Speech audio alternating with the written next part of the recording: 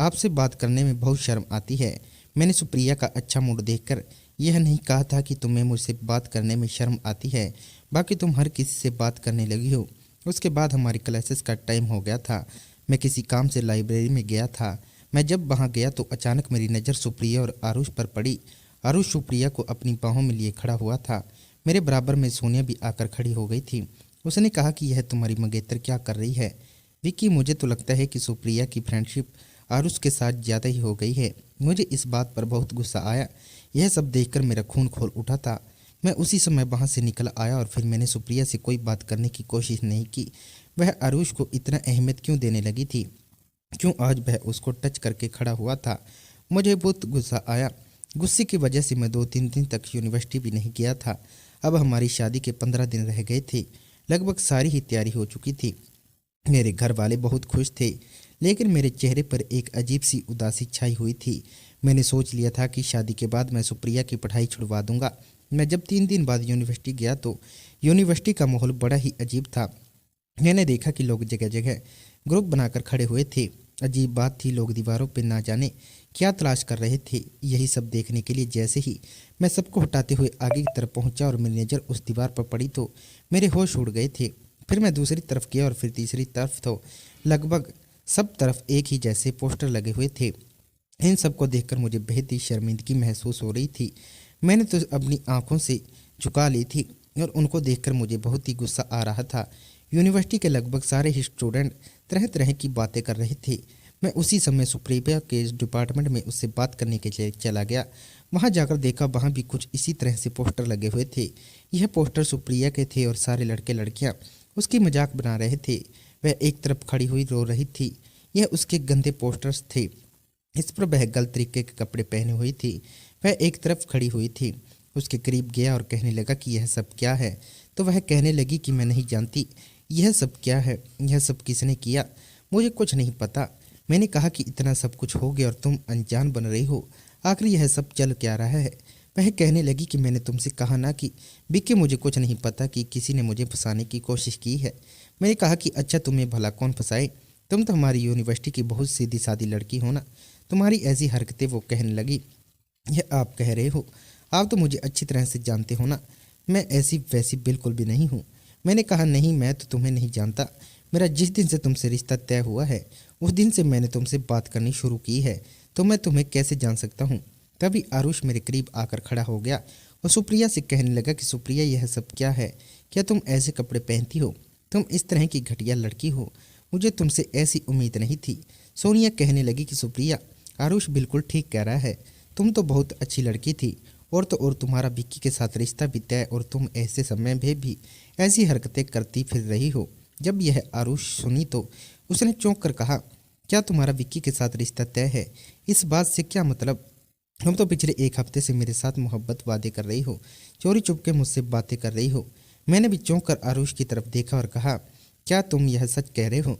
आरुष कहने लगा कि हाँ विक्की, मैं सच कह रहा हूँ।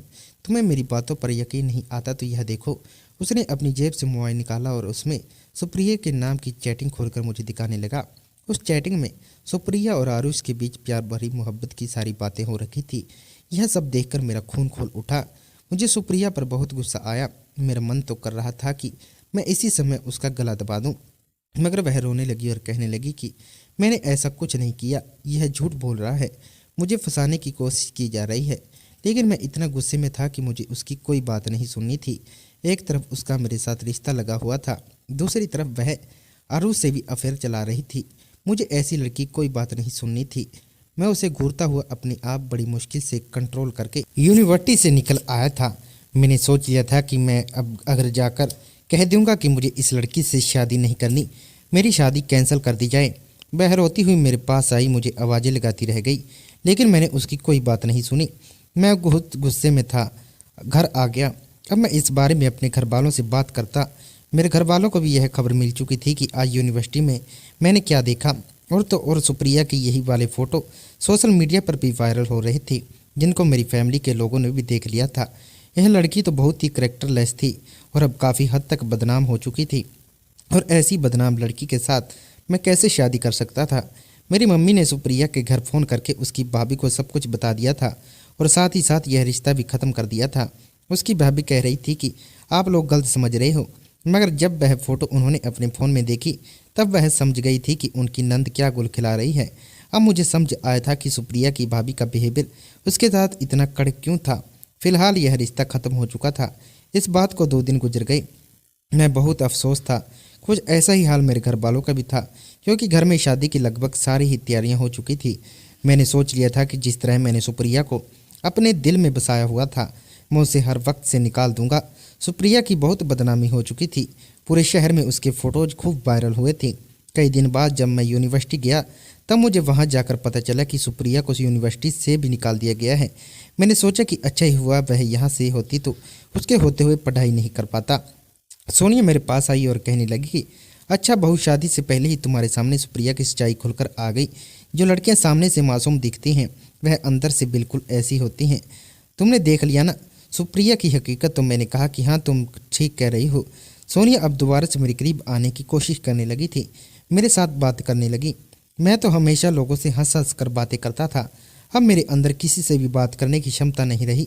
यहाँ तक कि मैं तो हंसना मुस्कुराना भी भूल गया था। ना जाने क्यों इतना सब कुछ होने के बाद भी सुप्रिया को अपने दिल से नहीं निकाल पा रहा था। रात को सोता तो वह मेरे सपनों में आया करती थी।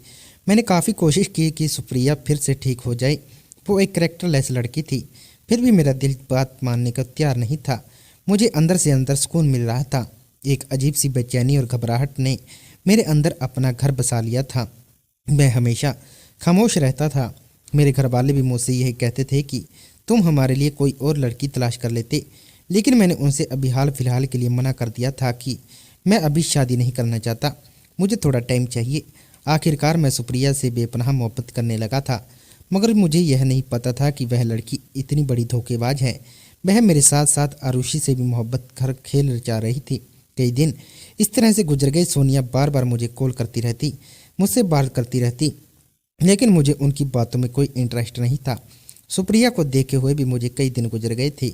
उसके भाई ने हमारे घर आकर अपनी बहन की तरफ से हमसे माफ़ी मांगी थी। सोनिया मुझसे यही कहती रहती कि मुझसे बात किया करो, वो लड़की गलत थी और अब यहाँ से जा चुकी है। आखिर तुम कब तक उसकी मोहब्बत को अपने दिल में बसाए रखोगे। मैं उसे समझाने के लिए कह दिया करता था कि मुझे उससे कोई मोहब्बत नहीं थी, मैं उसे भूल चुका हूँ।